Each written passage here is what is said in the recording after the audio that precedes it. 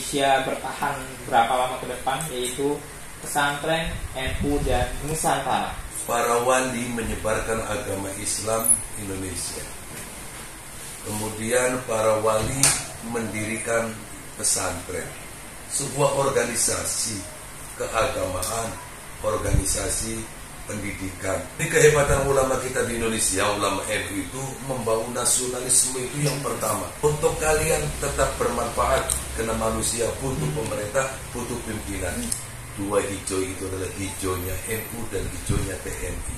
Ada seorang pendeta datang ke sini, ya kemudian saya terima, saya salaman dengan saya peluk.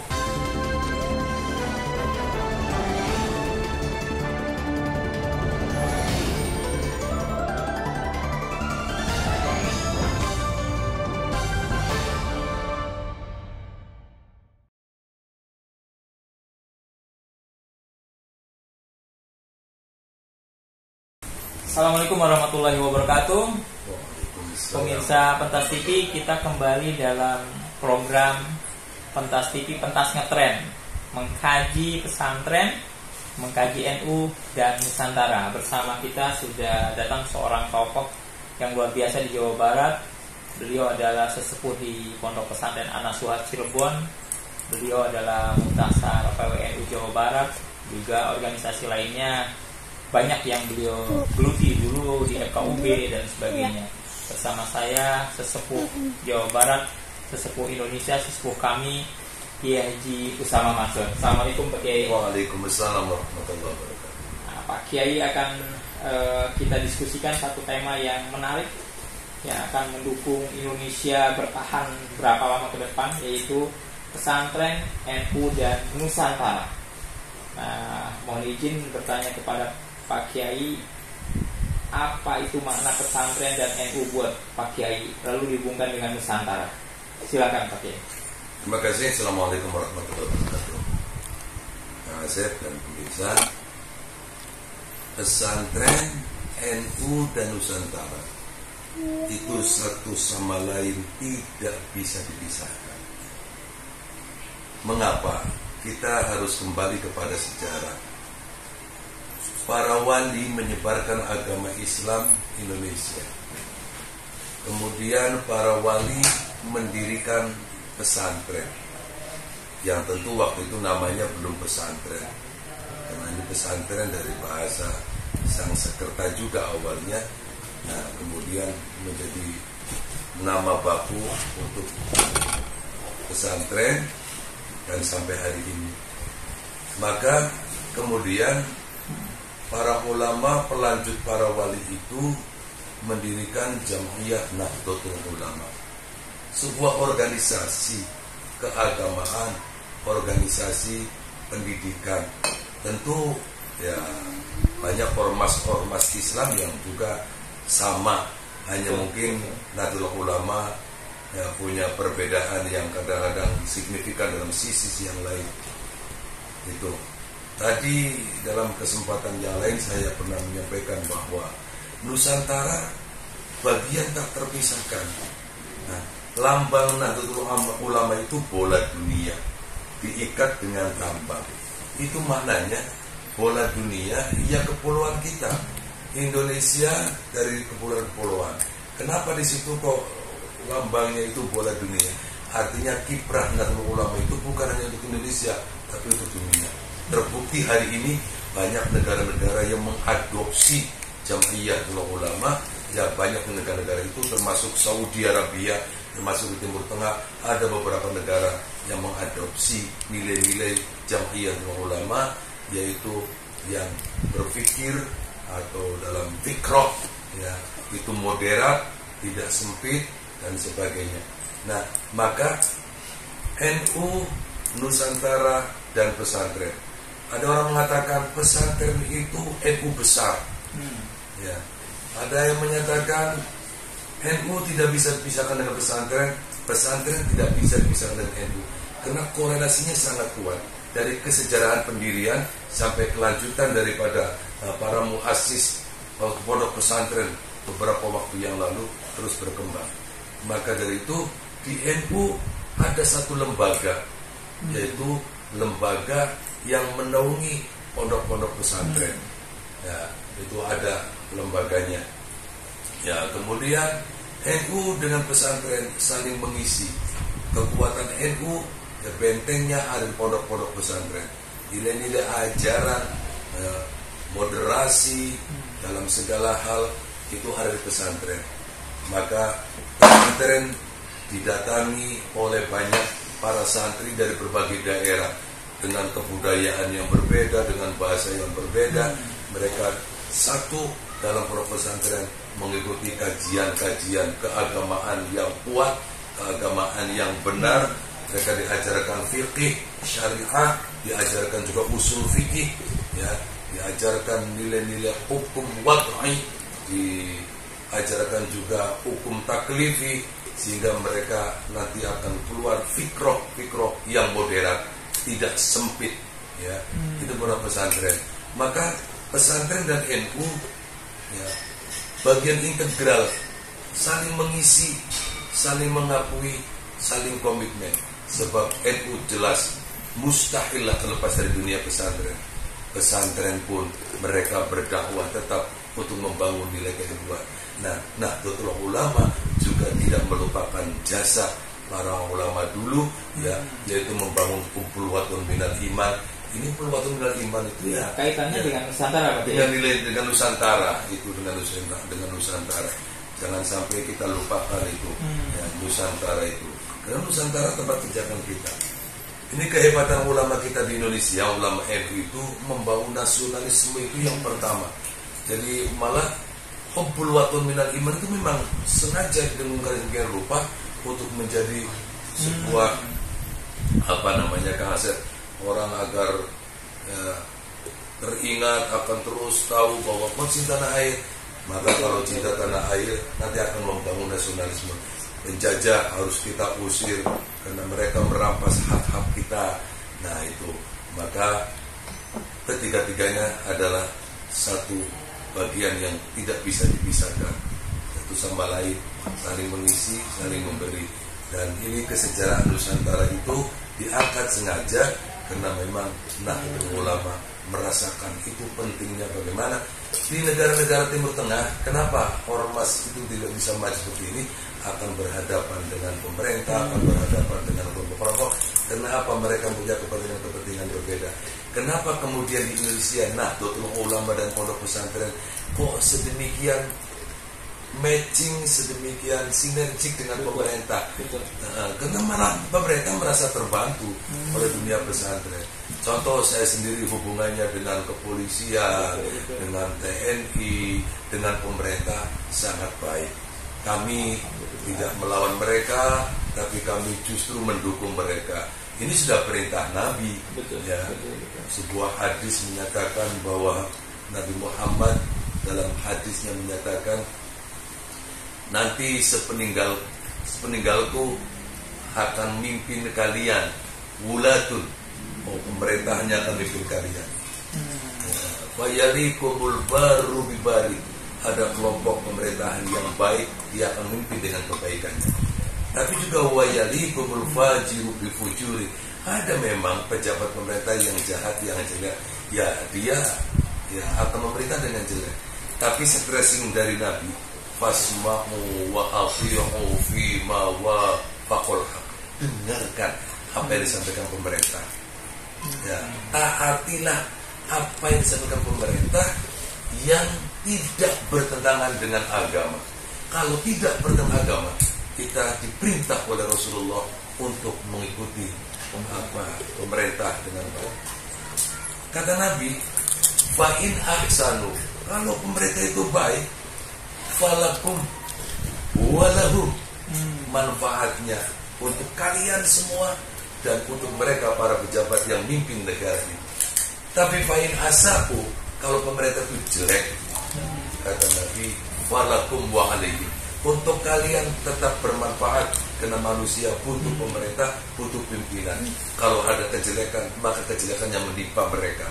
Contoh, pejabat yang korupsi itu jelek, yang akan ditahan ya pejabatnya, yang akan dipenjara pejabatnya. Kita rakyat tidak akan terpengaruh. Maka pemerintahan Nusantara, dan ini didukung oleh NU sedemikian rupa. NU tidak pernah melawan pemerintah sedemikian rupa, sehingga guru saya dulu di pondok pesantren, ulama besar, juga pernah Rofi Surya PU Jawa Barat, dia juga pernah di PBNU. Pada waktu kedatangan tamu seorang panglima TNI yaitu Pak Jenderal LB Murdani, pada waktu itu dia katakan, Pak Murdani, iya. Beliau itu siapa namanya Pak? Kiai Haji Abdullah Abbas pesantren. Betul, itu guru saya. Pada waktu tamu saya ingat beliau katakan, Pak Jenderal Murdani, Indonesia ini bisa kuat karena dua hijau, kekuatan dua hijau. Indonesia akan lestari apabila dua hijau itu menjadi bersatu, dan akan terus lestari apabila dua hijau itu akan tetap bersatu. Pak Kiai nanya di atas mimbar, Pak Murdani, tahu nggak dua hijau itu? Tidak Pak Kiai, dua hijau itu adalah hijaunya NU dan hijaunya TNI. Luar biasa. Hijaunya NU dan hijaunya TNI, Azhar. Karena dari kesejarahan bagaimana panitia ya kemerdekaan Republik Indonesia, kemudian terus mengawal kemerdekaan, menyingkirkan para penjajah dan sebagainya, ulama, umaro dan umaronya itu diwakili oleh para TNI. Nah itu makanya ulama dari pondok pesantren keluar rumah untuk berjuang melawan penjajah, karena kepentingannya hubbul watan minal iman. Dan itu langsung disampaikan sendiri oleh Hadrat Syekh Kiai Hasyim Asy'ari Pak Kiai. Oh iya, kelompoknya Kiai Haji Hasyim Asy'ari memang itu yang mempelopori hubbul watan minal iman. Gitu. Sehingga dari hubbul watan minal iman itu umat Islam wajib keluar rumah untuk jihad mengusir penjajah. Karena cinta tanah air. Itu luar biasa Pak Kiai. Ini saya menyimpulkan nih, mohon maaf kalau saya salah, mohon dikritisi Pak Kiai. Ya. Jadi sekarang kan lagi banyak nuansa bahwa Islam itu ingin mendirikan negara sendiri dengan khilafah. Beberapa saat yang lalu salah satu pimpinan khilafah ditangkap oleh polisi dan sebagainya. Saya ingin menyimpulkan bahwa hal itu tidak mungkin terjadi dari NU. Tidak mungkin terjadi sampai kapan. Kenapa Pak Kiai? Hal itu tidak mungkin terjadi dari karena NU fikrohnya moderat ya. Yang pertama, hadis Nabi. NU tidak punya kepentingan terkait mendirikan negara, ya? Tidak punya kepentingan. Ya. Yang pertama terkait hadis Nabi mengatakan bahwa al-khilafah fi umat itu ala arba'ina sana. Khilafah itu hanya 40 tahun saja. Terbukti di Turki itu khilafah terakhir. Betul. Dari Sayyidina Abi Bakar, Umar, Utsman, Ali terus sampai di Turki, dan akhirnya tidak bisa bertahan. Tidak bisa bertahan ini tentu kena ada nas Nabi bahwa itu tidak akan lama. Sebab nanti pada akhirnya berdirilah keamiran, emirat, kesultanan, republik dan sebagaimana ya sesuai yang ada di negara-negara. Ya, ada yang republik, ada yang kesultanan, ada yang keamiran, kerajaan, syah dan sebagainya. Betul. Nah itu al-mamlakah, kerajaan di Saudi. Itu yang pertama. Yang kedua, bahwa ulama Indonesia khususnya di Jam'iyah Nahdlatul Ulama, mereka itu muassis di kala krisis PKI, garda terdepan ulama di kala dulu sebelumnya penjajahan Belanda sampai Jepang sampai pemberontakan DI, TII, ya, NII juga ulama Nahdlatul Ulama, timbulnya gerakan komunisme PKI juga para ulama itu tidak punya kepentingan apa-apa. Kepentingannya satu, bagaimana negara ini berdiri dengan tegak, rakyatnya bisa subur, bisa makmur, sejahtera, aman, kondusif. Tidak ada NU demo, NU kemudian menggulingkan pemerintahan, tidak ada. Karena pemikirannya yaitu wasma'u wa ati'u, dengarkan, taatilah. Itu, dengarkan dan taatilah. Maka kekuatan dua hijau itulah yang dinyatakan oleh almarhum Kiai Haji Abdullah Abbas, bahwa dua kekuatan, dua hijau TNI dan dua hijau NU ini apabila bersatu Indonesia akan jaya. Maka pantas kalau kelompok-kelompok radikalis pernah ada suara hancurkan NU. Sebab kalau masih ada NU, kita tidak akan bisa masuk ke Indonesia. NU-nya tidak mungkin begitu mudah membubarkan NU. Basisnya adalah pondok-pondok pesantren. Pondok pesantren itu pendukung kuat karena memang NU lahir dari dunia pondok pesantren. Begitu. Luar biasa Pak Kiai. Ini acara ngetren mengkaji pesantren, mengkaji NU dan Nusantara dibuka oleh seorang tokoh yang cara pandangnya begitu moderat, begitu nasionalis, yang di dunia barat sana ataupun di Jazirah Arab itu sangat sulit menggabungkan adalah agamawan dengan nasionalis. Di kita semuanya terpadu dalam sebuah kelompok orang-orang elit. Elit tidak berarti ekstensif, tapi intrinsik, menyatu dengan masyarakat, dan orang-orang itu menjadi tokoh-tokoh yang luar biasa yang kita sebut dengan ulama. Jadi Nusantara dijaga oleh NU, dijaga oleh ulama, dijaga oleh siapapun yang berkenan dengan Nusantara. Mohon izin Pak Kiai juga terlibat dalam organisasi dulu FKUB Pak Kiai ya. Oh iya, saya ketua forum kerukunan antar beragama. Berarti itu menyatakan bahwa NU itu betul-betul meramu semua keberagamaan supaya bersatu di Nusantara ini. Betul Pak Kiai? Betul. Ya, jadi NU harus menjadi pionir untuk itu semua. Dan itu diakui oleh mereka non-muslim itu. Betul. Iya. Kalau sudah bersama NU rasanya kami aman dan tidur kami nyenyak. Betul. Iya. Karena kami tidak pernah mencoba macam-macam dengan privasi mereka. Betul. Ya, Al-Quran itu sudah mengatur sedemikian rupa. Kalian jangan suka menjelek-jelek Tuhan mereka. Maka kalau kamu jelek-jelekan Tuhan mereka menjelekkan Tuhan kita. Betul. Jangan suka jelek-jelekan orang tua orang lain. Nanti orang lain akan menjelek-jelekan orang tua kita. Jadi itu hak mereka lah. Kita dakwah kita ajak. Ya, kita dengan kelompok mereka juga sering. Orang sudah magerian ya. Itu. Ini ada pendeta yang sangat baik, sangat paham Islam. Kemudian kita cendaguro.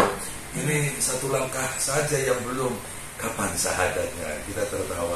Ini kan nilai dakwah mengajak mereka bersahadat, tapi tidak memakai bahasa yang kencang begitu ya. Ya, jadi itu pengakuan begitu. Selama saya 10 tahun jadi ketua FKUB, luar biasa sampai hari ini hubungan dengan mereka sangat baik. Ya, ada seorang pendeta datang ke sini, ya kemudian saya terima, saya salaman dengan saya peluk. Ini ternyata di sini ngobrol ceritanya lama sekali. Pak Kiai, bahagia sekali saya hari ini Pak Kiai. Saya tuh sudah lama bermimpi pengen perlukan dengan ulama, bisa diterima enggak eksistensi saya sebagai orang yang beda agama. Kok hari ini di rumah ini saya dipeluk, luar biasa Pak Kiai, terima kasih, akan menjadi kenangan sepanjang hidup saya.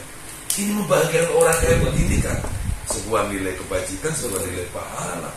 Jadi zaman pendeta datang lantas kita ajak dengan rupa dari aspek kemanusiaan, walaupun karomna bani Adam. Semua bani Adam adalah unsur dan aspek kemanusiaannya, harus kita saling hormati.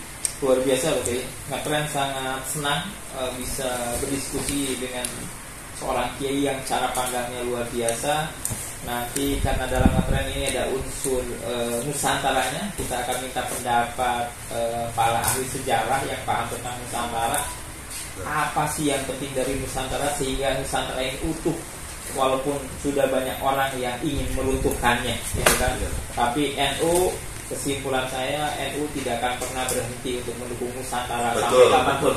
Nah, demikian pemirsa, acara pertama ngetren bersama Kiai Usama Mansur dari Pondok Pesantren An-Nasuha, bahwa ngetren mengkaji pesantren, mengkaji NU dan Nusantara. Terima kasih. Wassalamualaikum warahmatullahi wabarakatuh.